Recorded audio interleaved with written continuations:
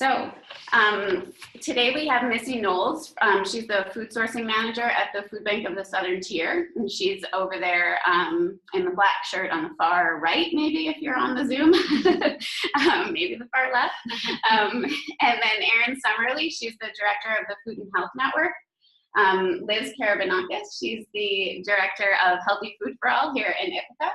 And then Sharon Tregaskis, and she's a farmer who's a farmer participant of Healthy Food for All. So thank you for being here today. So we'll just start with brief introductions from all four of you. If you could just spend a couple minutes, saying who you are and a little bit about the program you're here to talk about today. Sure. So I'm Missy Knowles. I'm the food sourcing manager at the Food Bank, like you mentioned. The Food Bank serves 6 counties of the Southern Tier. Last year we distributed just about 12 million pounds of food to folks in need, and about 2.5 million pounds of those are produce. So we purchase produce, and of course we receive lots of donations of produce. We're also part of the USDA program for produce, so we have pretty decent access to it these days, which is kind of nice. But I'm happy to be here to share a little bit with you about the Farm to Food Bank bill a little later. Thank you. Hi everyone, Erin Summerly with the Food and Health Network, which is a program of the Rural Health Network of South Central New York. So I'm here to talk about Farm to School, specifically talk about some landmark legislation that was passed last year in New York State, which provides an increased amount of reimbursement from the state for school meals if schools purchase at least 30% of their food from New York State for lunches. But we also work on Farm to School across 26 school districts, and if people have questions sort of more in depth about Farm to School procurement and things, our coordinator Jess can jump in as well and answer some questions. I'm Liz Karabanakis. I'm the co-director of Healthy Food for All. We're a nonprofit community-supported agriculture program where we provide solidarity CSA shares for households with limited incomes in the Tompkins County area. We're a partnership of local farmers in Tompkins County and Cornell Cooperative Extension in Tompkins County. And I'm joined by one of our farmers, Sharon. Hi, I'm Sharon. My husband and I have a small farm in Ithaca, and we also have off-farm jobs. So I can talk a little bit about the challenges of juggling some of these equity issues when you're not a full-time farmer. And I also support Healthy Food for All's fundraising and development efforts. Great, thank you. So I'd love to hear a little bit about the history of how the programs that you just mentioned came to be. You mentioned that the legislation was a pretty big deal and those types of things. So kind of how did Farm to Food Bank, Farm to School, and Health Food for All come to be initially, briefly? And maybe we'll go in reverse order. Great. Well, it's a beautiful story, but I guess I'm biased. It was initiated by farmers who work very hard to make ends meet themselves, and recognized that the great food that they were growing was only reaching a subset of the community.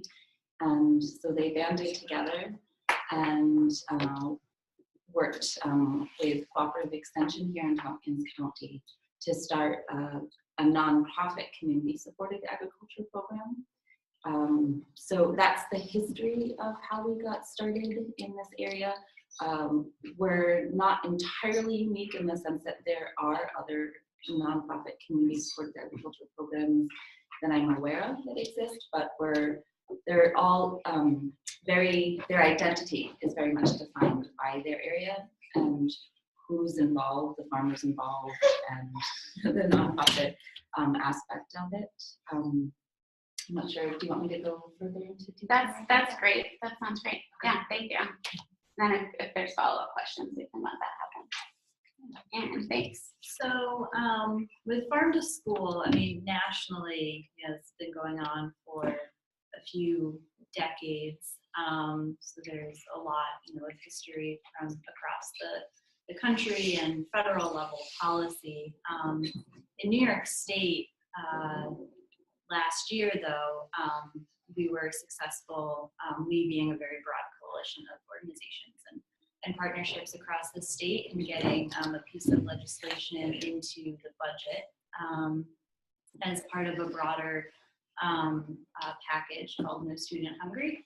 And this piece of legislation said that for schools who purchase at least 30% of their lunch costs from New York State producers, so it could be grown in New York State, or if it's processed, it needs to be 51%. So a bread product, for example, 51% New York State flour. So schools that meet that 30% threshold will get additional lunch reimbursement.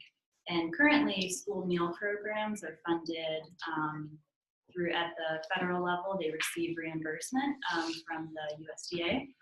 And then they also receive up to 6 cents per meal from New York State Department of Education.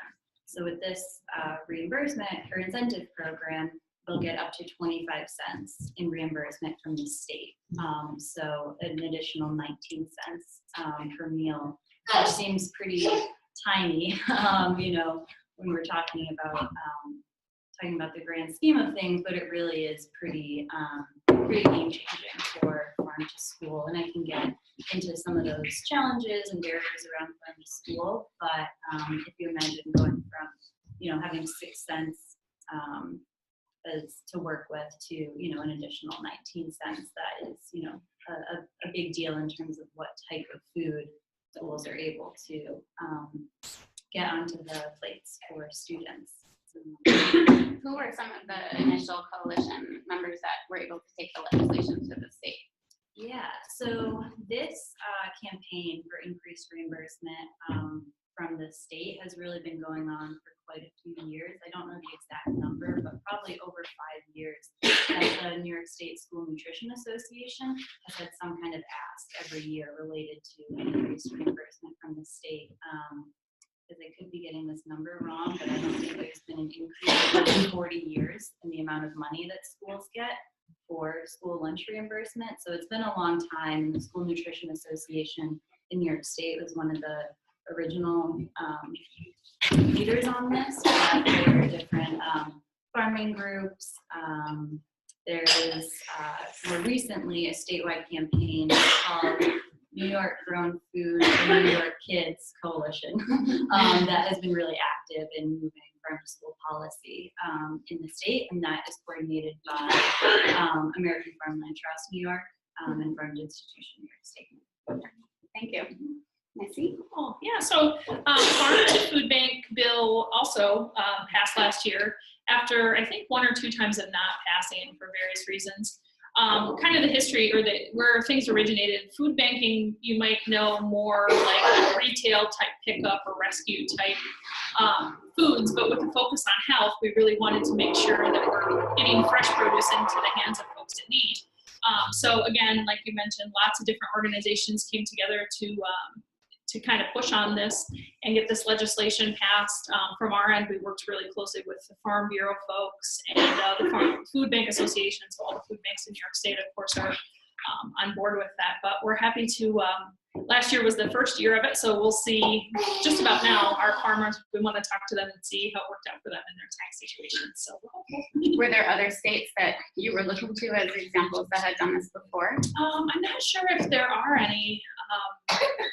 Not that I'm aware of, kind of specifically the way they've written it. There may be other ones that do this type of thing. Okay, interesting. Thank you. So I wanted to the next question really centers what we're here to talk about today, which is farming and justice. And so can you speak specifically to how the programs, the Food Bank, Farm to School, and Healthy Food for All really is addressing hunger, nutrition, food sovereignty, justice issues in the food system? Sure? Yeah, go back that way. Keep it interesting. Okay. So the food bank serves folks in need. So we really wanted to make sure that we are getting fresh produce to folks in need. You know, we can see a lot of retail produce that's no longer saleable but still edible, that type of thing, which is all lovely. But we knew that there was a real market kind of for the opportunity to connect with local farmers that we might not be able to always purchase their product that they have, but maybe some of the seconds or things like that could still come down the line instead of being composted or essentially wasted. They're still edible product. We were able to work with our farmers really closely. We don't have as many in our local growing area that are kind of larger volume as some of our friends in Buffalo or Rochester, et cetera. They have really large market farms that are selling to Wegmans all over the place and that kind of thing. But so far, it's worked out really well. A couple of our regular farmers have mentioned that they're going to use that, like I said before. So we'll find out this year how that's going to go for them in terms of a tax credit. But always in donating to a nonprofit, you're eligible for some form of tax deduction. Kind of depends on how you do your accounting with your tax professional, I guess is the right way to say it. But we would welcome donations from all over the place. This is just an actual tax credit from yours. Okay, interesting. So with that, there's not any money that's directly from once like the sale is made. It's not like a sale made to the food bank. We do that. Okay. We do work with a handful of local farms where we purchase produce from them directly. And then they're obviously welcome to donate other types of things. We probably could work out some other deal, but it's kind of built around 25% of the fair market value of the product is what you're eligible to, up to $5,000 to get credit for. And then you would just have to have the proper receipting like you would any other type of donation. So we would provide you with that receipt of the product. But yeah. Thank you. Erin? Yeah, so with Farm to School, like I mentioned, our program works specifically with 26 school districts, and across those, I believe the average is around 60% of students are eligible across all the school districts for free and reduced price meals.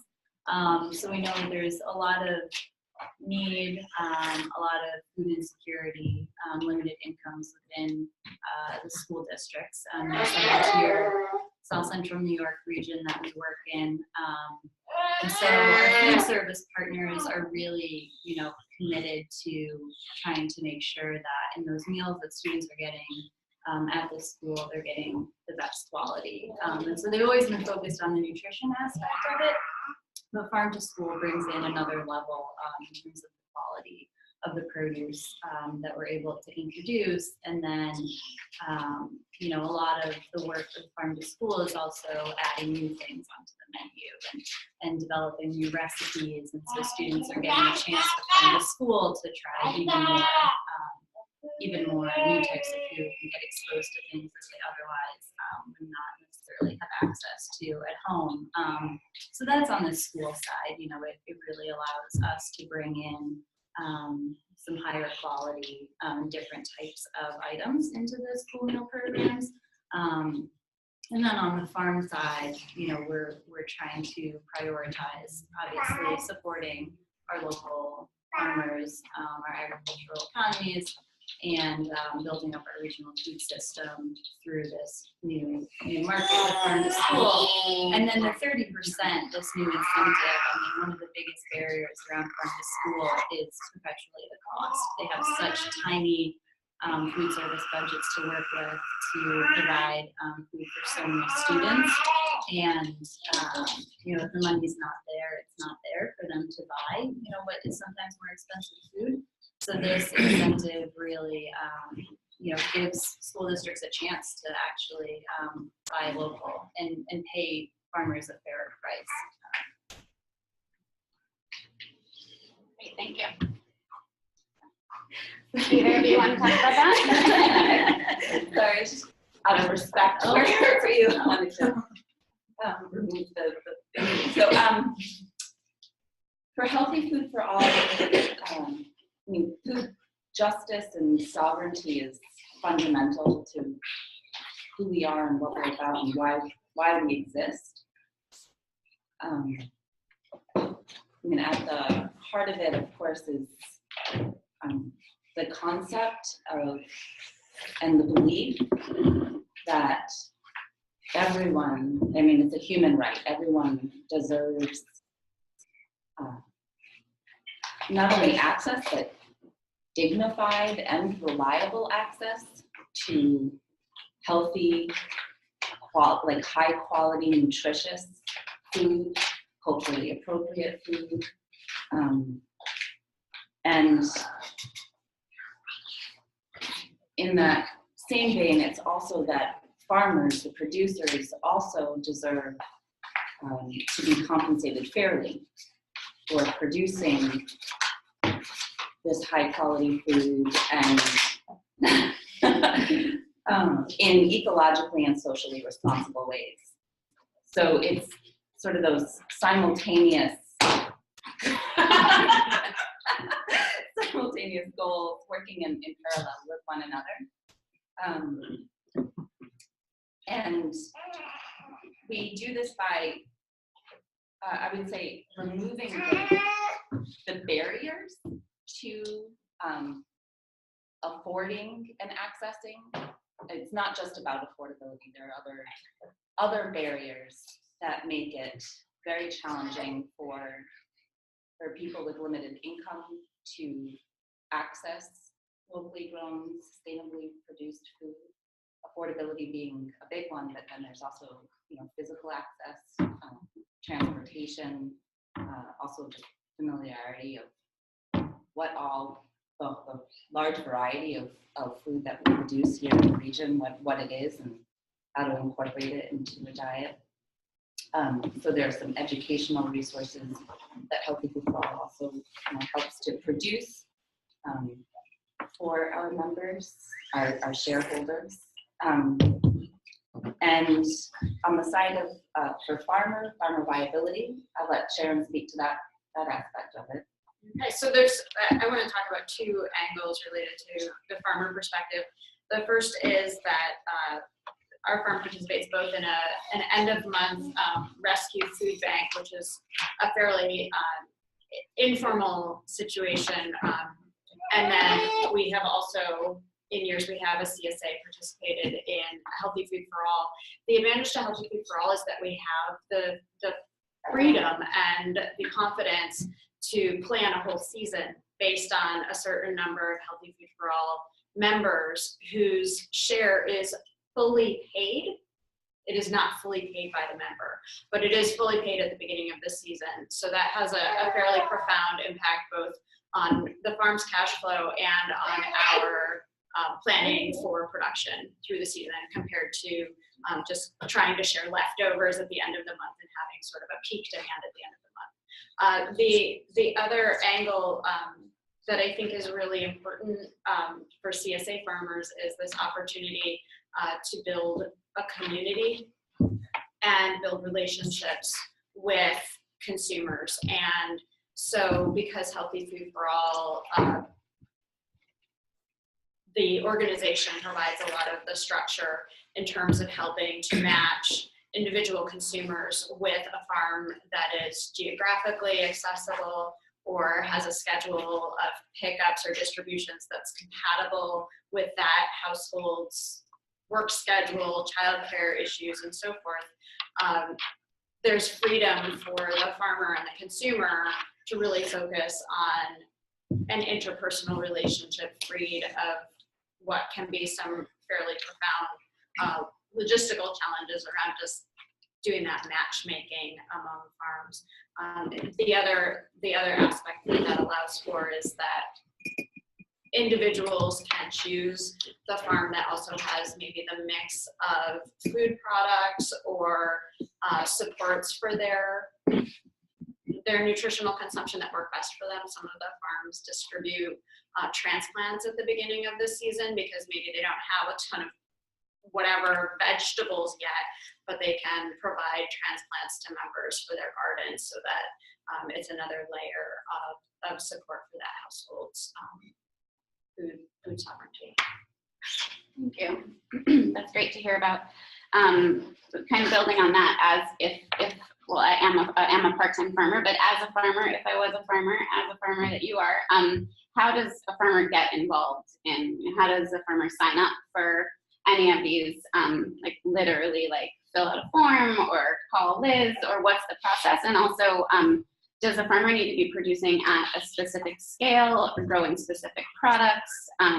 You know, is it beyond vegetables as well? Is it meat, maple syrup? I know you mentioned flour. So some of those like specific farmer logistics and what these programs are looking for from farmers. We can start with, yeah, Liz and Sharon then. We can sort of tag team this. We engage farmers who have CSA shares, and I think an important thing that for both the benefit of the farmers and our members is that farmers have experience with CSA. So we ask for roughly 3 years of doing a CSA in this particular area, so that you've kind of figured out and figured out how that works for yourself. And then there's also, in addition to having already been an established CSA farmer, and I should say produce at this point, although there is interest in expanding beyond produce. Right now, Healthy Food for All subsidizes CSA shares, produce CSA shares. There's also the, I don't know, what was I going to say next? In addition to having experience, of course, the willingness to work together is a big part of Healthy Food for All. I mean, what distinguishes us from an individual CSA farm from doing sort of a built-in subsidy or scholarship program or sliding scale type of an arrangement that some CSA farms are able to successfully do themselves is the aspect of, we're working together. We have right now, 10 CSA farms that are participating in Healthy Food for All, and there's an agreement that everyone pitches in with the fundraising aspect, for example. That's a big one. We fundraise together collectively, and the money goes into sort of a pot, so to speak. And this gives members the freedom to choose a farm that best suits their needs, as opposed to, this farm raised this amount of money and therefore can provide this many shares to this many members, and therefore community members are, sort of shuffled into farms based on the money. So we don't do that. We collectively fundraise, and we honor, that fundamental principle of, matching people, consumers with farmers that best can work together. And we're kind of a family of farms in a way, in that respect. So there's the fundraising aspect, and there's also what else? One thing that I would add is that I'm a great fundraising letter, but I'm not such a great farmer that we can commit to 25 or 50 shares through Healthy Food for All. So we can say in January at the farmer meeting, here's how many shares we can cover this year. We can bring in a farm that's doing a spring season CSA or a winter CSA, or someone who's usually doing a full season CSA can add a winter CSA and pick up members. So there's a lot more freedom because of the collective effort. The other aspect of the collective effort that's been really powerful is that even the smaller participants have been able to accept members who are paying with their SNAP benefits, because we also partner with a local grocery store. And so the grocery store actually processes member payments and then credits to the farmers, because the grocery store is already buying wholesale and just added all of the farmers as producers in their accounting system.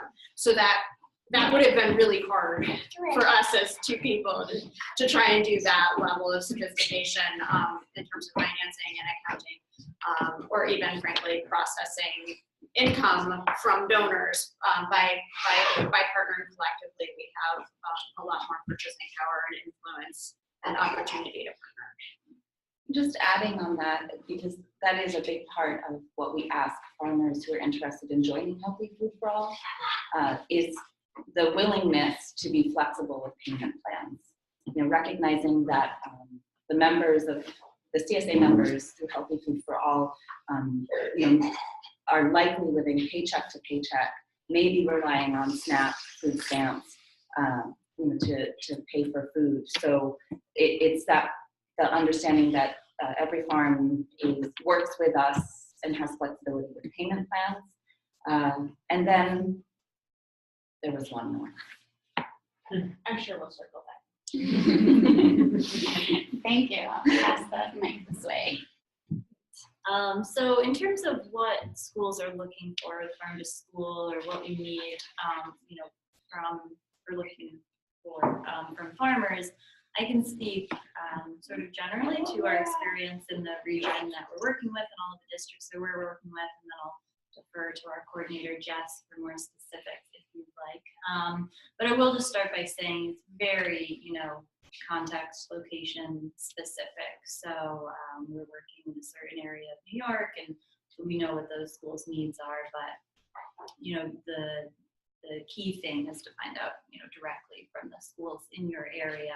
And then I will say, if you're in the Ithaca, Tompkins County area, CC Tompkins is hiring for a farm to school coordinator. So if you're interested in selling in this area, Cornell Cooperative Extension in Tompkins County would be a great resource to reach out to for that. But with our farms, there is a big demand. So we're looking at produce, so vegetables, fruit, some dairy products, and then schools are interested in some of those processed products. Like I mentioned, bread, for example, that doesn't really exist right now with a New York State flour at a scale, to commercial bakery scale that the schools need, but they are interested in other products like that. We're just not quite there yet in terms of what's available in the state.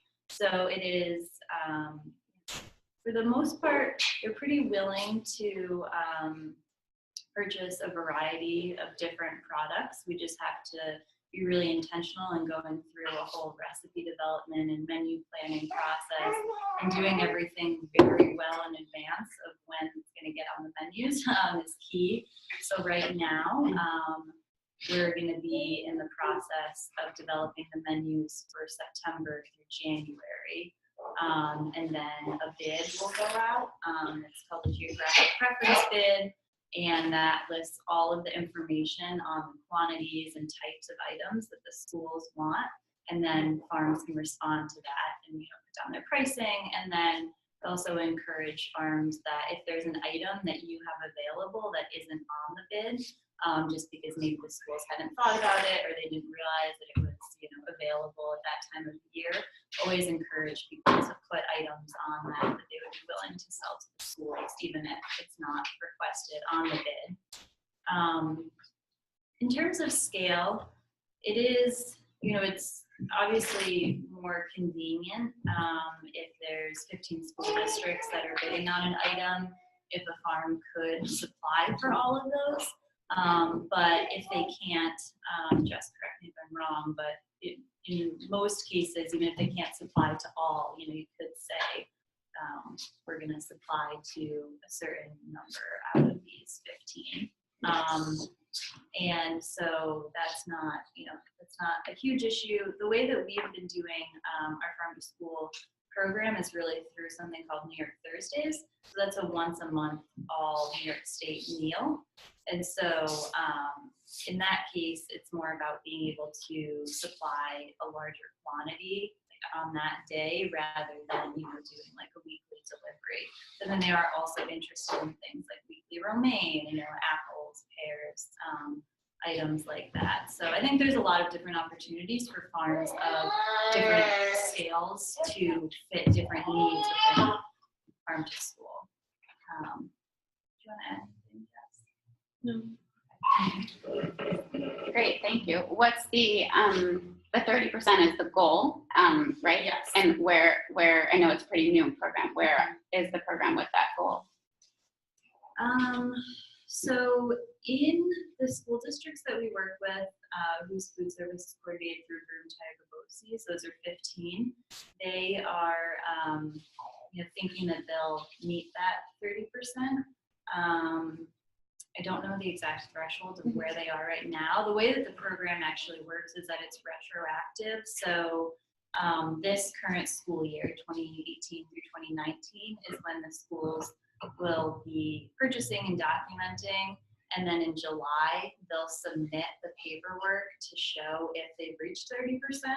And then next school year, if they did meet 30%, then they'll start getting the increased reimbursement. So this is sort of a trial year for everyone to, be tracking their purchasing, their local purchasing, and see, did they meet 30%, how much, how far they need to go.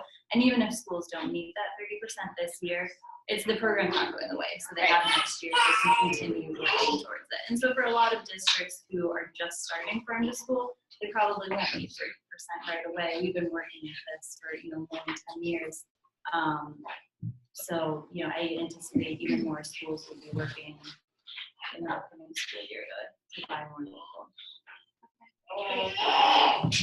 Awesome. So in terms of the farm to food bank bill specifically, farms that are eligible to receive that credit, they must have, I think it's 2/3 of their federal gross income from farming. So they must be predominantly farming in terms of taxable income.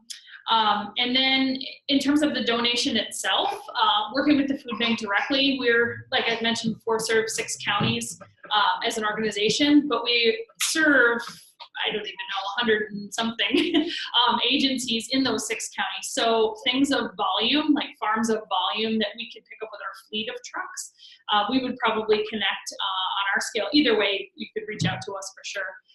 And then smaller farms, we tend to try to partner with our local agencies. It just makes more efficient sense to just partner with, folks here in Tompkins, et cetera, if you're kind of a smaller scale farmer. In terms of products that are eligible, I believe it's all agricultural products from New York State. They just have to be labeled, et cetera, all the same things you would do to market those products.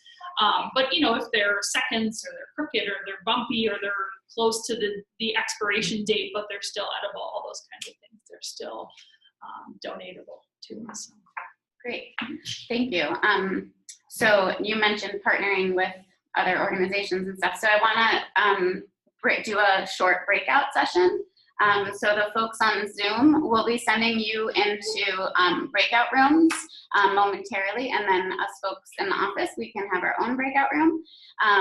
And so Natalie will paste the question into the chat. We'll break you into breakout rooms. You'll have time to introduce yourselves and answer the question, and then a minute before the breakout room ends, those of you on Zoom will get a warning that the minute is coming to bringing the room to a close, and then we'll all end up back here in the same place for more questions for the panel. So the question for these discussion groups, what are the relationships between these programs that the panelists are speaking about and the farmers, or what are the potential of the relationships that would increase the impact of both revenue for farmers and the goals of these programs? So hopefully that gives you a sense of kind of brainstorming how we can all work together. How can we support these in our different roles in our different sectors and increase the impact of all of them? Since this is Farming for Justice, we're seeking for significant impact and change. So yeah, so Natalie will post that into the chat and then send you into breakout rooms on Zoom. And then here I can repeat the question if we need, and then we can chat here. So we'll do about, I don't know, 10 minutes breakout rooms. And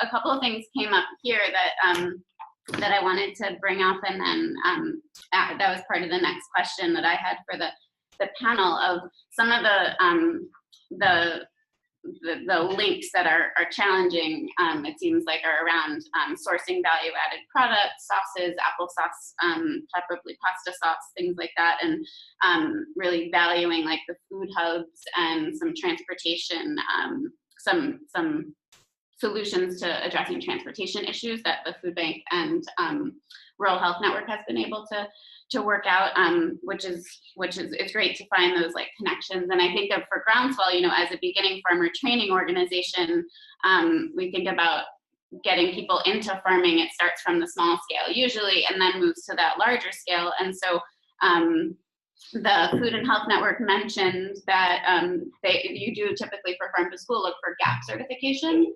And I'm wondering if there's ways that organizations like Groundswell, and I know a few people on the Zoom are also from beginning farmer training organizations, like, is there a way that we can work together to get funding to support farmers who want to get GAP certified to be able to sell at the scale, to join these programs? Is there something like that is a potential partnership? Yeah, so we do. I mean, GAPS for the schools is sort of like the gold standard, but they will accept, just documentation of some type of food safety plan, just because the liability ultimately, responsibility for the kids' safety falls on the school food service. But we have in the past worked with the Produce Safety Alliance out of Cornell, and then some of the local extensions, and they posted like GAP certification trainings. They'll get help with writing their actual food safety plan. So if those haven't been happening around Tompkins County, or there's a interest from some more small beginning farmers, I think that could totally be an opportunity. And I believe that New York State provides some cost sharing for GAP certification as well. But yeah, I mean, even if there was a way for Groundswell or others to cover some of the workshop costs, because you get that intensive assistance with writing your food safety plan. So maybe there's some opportunity there. There's opportunities for grants as well. One of the farmers that we work with is they're growing with us, which is very cool. We invite her to speak to our managers and things like that, so on the visibility aspect, but they're getting new freezers, storage, and a new truck and all this stuff to meet their goals and our demands. So it's cool. And that, I believe, is related to the New York Grown and Certified program. And there's some funding associated with that. They got so able to make some $100,000 investments. Yeah. New York Grown and Certified program. Yeah. So, maybe assistance with getting farms connected with that, because then they're on a list on the state database, and when schools are going out to look for, that's the first place that people might look for who could we work with to sell to schools. They might look at that list first. So. Yeah. One of the questions from a Zoom participant, what system are schools using to track the percentages? Yeah, that's a great question. So it's everybody's question. Yeah, that's another question. Yeah. In terms of, this might not be exactly what they're asking, but there is a official calculator tool on the State Department of Education Child Nutrition website, where that is how schools determine what dollar threshold 30% is based on their school food budgets. So there's that. And then, as to the best of my knowledge, there's no one uniform system that's been offered up to the schools for tracking. Some of the school districts that we're working with are using, schools have nutrition analysis software that they use regularly. And so a lot of our schools are using a program called Healthy Pro, where they're going to be tracking all of their New York State purchases through this nutrition software, which has the ability to track nutrition records, other things. So they're going to be trying to use that. So every school is kind of figuring that out. The geographic preference bid is also a tool in that way, because it's separate from other products. Now, not every product that's New York State is on there, but it helps keep the majority of it all together paperwork-wise. There's also information on the Department of Education website about what's acceptable in terms of those records for proving 30%. So invoices, sales records.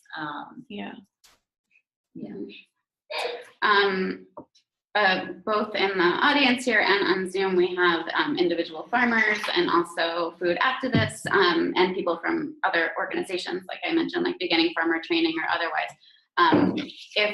If any of us or someone elsewhere, whether they're in the state or a different state, wanted to get started with any of these programs, where would you send them first and maybe second?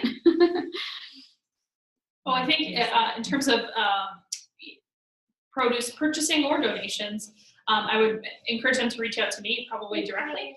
And then, like I mentioned before, kind of on a scale, we could connect a little more locally with some of our agencies if we need to. So, What if they wanted to start a farm to food bank program where they are in a different state?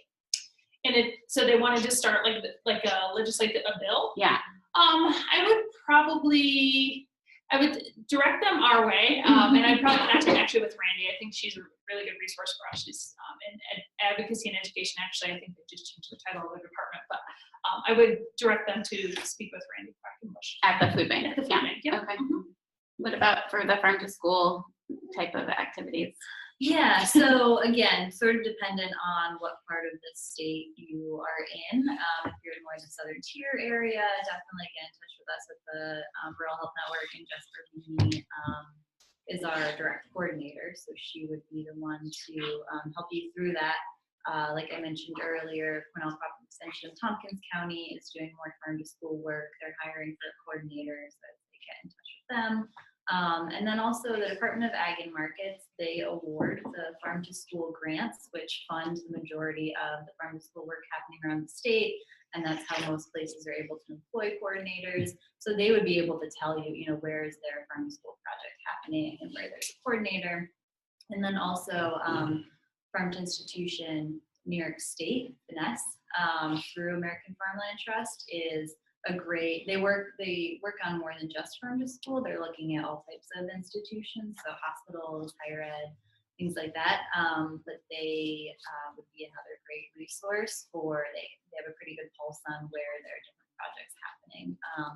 They're a good statewide one. And then cooperative extensions, local branches, offices are always good to find out. What about for Healthy Food for All, starting a CSA model like this? Right, so whether you are a collective of farmers who are thinking about launching into something like this, or a collective of consumers, say a new neighborhood or community or church group or something like that, the first thing would be to figure out some kind of funnel or umbrella in terms of an organizational entity, and I would strongly recommend someone who can umbrella you as a nonprofit, because it makes it a lot easier to do fundraising, and that fundraising is really important both in terms of being able to apply for and accept grants, which can be tricky if you're some loose coalition of independent businesses, but also in addition to being able to accept the funds, is being able to redistribute them in a way that suits the needs of participants. So very early in Healthy Food for All's life, cash came in at the end of the season because of fundraising, but farmers were spending all the money at the beginning of the season. So effectively, farmers were floating those CSA shares for 6 or 8 months, sometimes longer if you factor in seed costs and capital expenses. And now, because the diversification of fundraising income, large donations and grants and so forth, we actually have a reserve at the beginning of the season, so that just like any other CSA member would pay some substantial portion or all of their investment up front, so to participants in Healthy Food for All, their shares are also partially or substantially covered in a way that allows farmers to not be in a negative cash flow situation in April and May when the season is getting started. So I'd really focus on that financial sustainability, and then a mechanism for maintaining those relationships among all of the participants. Has Healthy Food for All worked with like a sliding scale CSA, or I know Solidarity Share was mentioned earlier, like as far as some people paying more for CSA shares to subsidize the others? Is that within Healthy Food for All as well? Mostly within Healthy Food for All, it's a pay what you can model. So the maximum that folks are paying is usually 50%. There are participants who are able to receive a share for free because we have some streams that are focused specifically, say, on single parent families with children under a certain age, and we can just cover the full cost of their participation. The sliding scale angle comes in because was mentioned earlier that some farms might have 2 Healthy Food for All members or might have 80 Healthy Food for All members.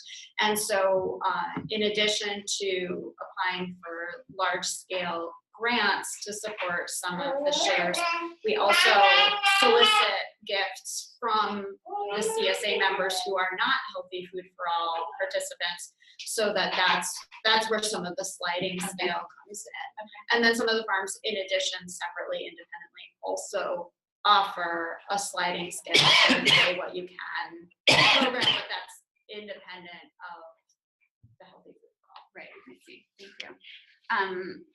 Similar line of thought here. One of the Zoom participants asked if any of you are familiar with good food purchasing as a national food justice tool for communities. Maybe if that's something that you're familiar with. Yeah, somewhat. Jess might be a little more familiar. We really, in our procurement work with schools, we have really just been working on the local aspect and just getting more fresh local products into the schools. We haven't really worked on building in other, I guess, criteria. Like I believe They with have good food, there's tiers. things about like, Yeah. you know, environment and labor and probably Right. some other things like that. And we haven't worked that into the schools. Truthfully, I'm not as familiar with how within like a bid, how you legally do that. I'm sure that they're very familiar with this national movement of doing it, but we haven't really delved into that. Well, we do have something that's not required in the bid, but it is a question, and we've talked about working other questions into the bid regarding to minority or woman-owned business and things like that. But yeah, legally, we're still working on it, how it can be like a real, criteria. Yeah, can I share what this, Yeah. the person who brought it up, said that in this breakout session that they spoke about, I'm sharing someone from the Zoom right now, that one of the breakout sessions spoke about the good food purchasing policy, and addressed potential pathways for New York City to prioritize racial and gender equity when determining which vendors New York City public agencies source from. Increasing market access for small and mid-sized cooperatively or family-owned farms, and supporting and prioritizing suppliers that provide living wages to those that have been most marginalized by the food and agricultural system, amongst other values. So it seems like it's above the local and GAP certification, another set of standards to help determine what kind of vendors to work with. Yeah, I think it's It definitely sounds like in New York City, this person's experience is in New York City. And if there's any specific resources that the person on Zoom who wrote that has, links or names or something like that you want to share through Zoom, we'll share several resources after this session as well. So feel free to do that. What are you going to add to that? There's multiple good food purchasing programs. There's one like based in California, but there's another that's like more common in the Northeast. So it just depends on like which one you want to replicate. So I just have sort of one 2-part final question, and then I encourage the folks on Zoom and in the room here to ask any questions following. What do you see as the biggest challenges for the work that you're doing? And I guess within that, how does winter, the fact that we are in a Northeast climate, relate to these programs? And that obviously is a challenge, but outside of that as well, what is the biggest challenges that you're experiencing? For us right now, in terms of produce, we made a real big push in the last couple of years to really bump up the amount of fresh produce that we're providing. And one of the challenges, you guys mentioned it earlier, I think, is just making sure that the folks who are receiving that product know what it is, know how to prepare it, can handle that volume of things, whether freezing it or canning it or all those kind of things that they could be doing. That's sometimes an interesting challenge. Zucchini is one of those examples I could give you. Everybody donates it, and there's a million ways you can use it, but we just want to make sure that the folks that are getting it can use it. That can be an interesting challenge sometimes. And then what was the second part? How does winter really affect, Oh, the right. kinds of foods that? We're really fortunate in that we're a member of the Feeding America organization. So that's a national organization of about 200 plus food banks. And in that network of food banks, there are all sorts of different ways that we can receive truckload quantities, typically of product from various parts of the U.S. And one of the most recent, really interesting ones that's been working out really well is called MARC, so the Mid-Atlantic Regional Cooperative, and it is out of a hub in Philadelphia. So that's a port coming in.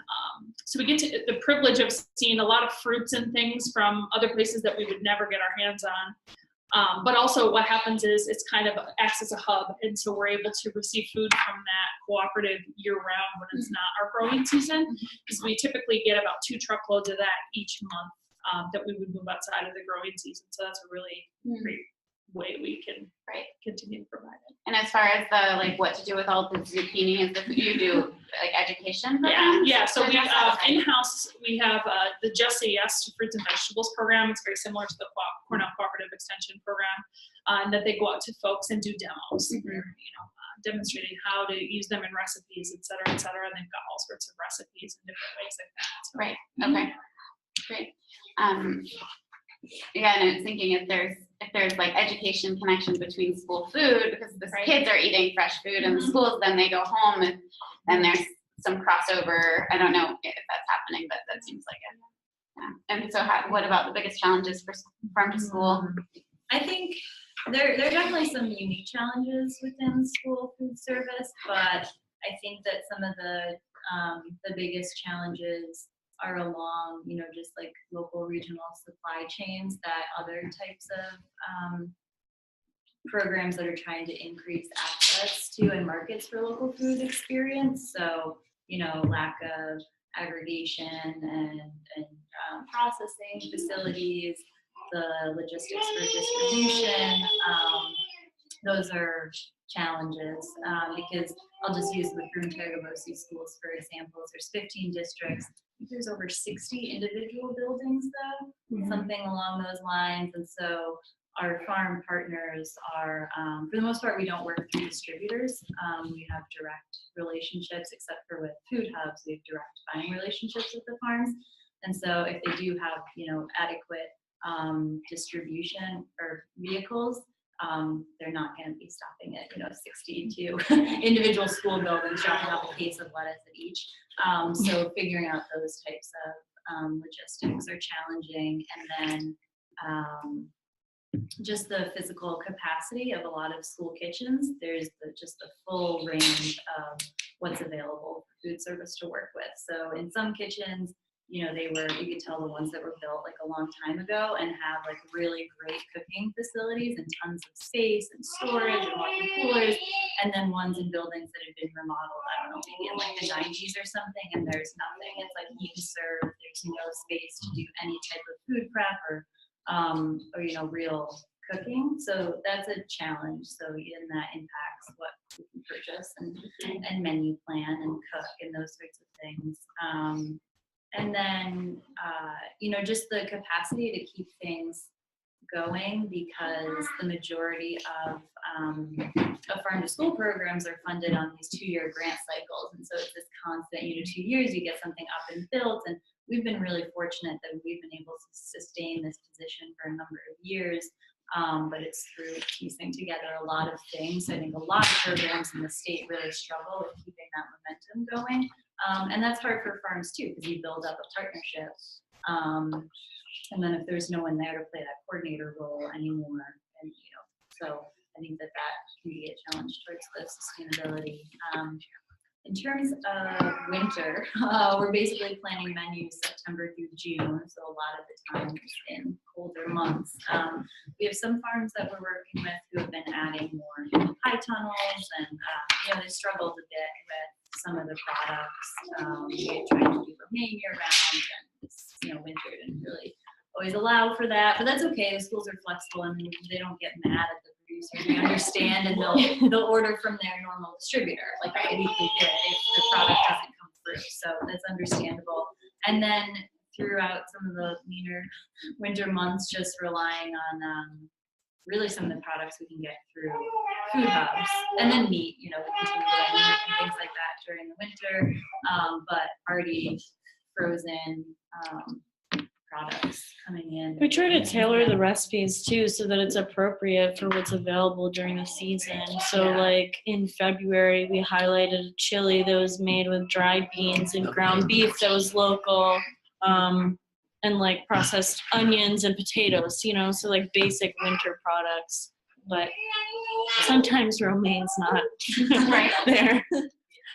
How about healthy food for all, or as a farmer, whatever you want to Right, so speak there's kind of two layers here. One I think is really important is to acknowledge that folks who have been systemically disenfranchised from food production and food consumption have adapted in extraordinary resilient ways, which may not reflect seasonal food systems and local food systems. And so that can be a really challenging disconnect. And so for some folks, it means that they choose not to participate in a winter CSA because they really do actually want to reclaim their SNAP benefits and use them at a grocery store where they can buy a tomato in January, or whatever feels important for their household. And so the nice thing is that with Healthy Food for All, they have that option.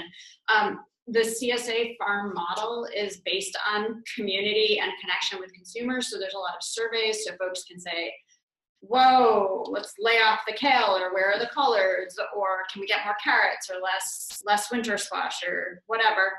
There are newsletters that offer recipes and storage information to help people make the most of what they're receiving. Healthy Food for All hosts cooking classes in addition to some of the on-farm, just CSA focused cooking classes.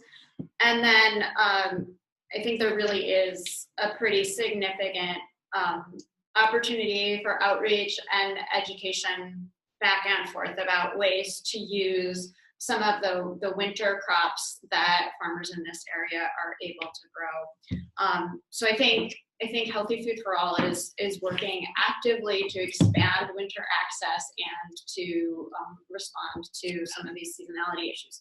That said, even some of our biggest farmers are saying that it's just getting harder because of climate change. And so, this issue of romaine in the winter was totally feasible technically until we started having these really extreme freeze thaw cycles where you can lose a crop in a greenhouse, and so, there's always been some hazard of losing a crop even in a greenhouse, but just the extremes and the flooding where greenhouses just get completely washed out and completely rinsed free of a crop is having a pretty significant impact. And so that's another way in which these collective entities maybe have marginally more resilience than a single farm location in a single microclimate. And it does provide for the possibility that folks who maybe are land constrained can take a season out to do some cover cropping and just do their cash markets, and then come back to their CSA when their land has had a year to rest or their bodies have recuperated from. So there's a little more freedom because of that collective effort. Any questions from anyone in the room for the panelists, our last few minutes, or if you are in Zoom and you have one, please feel free to post.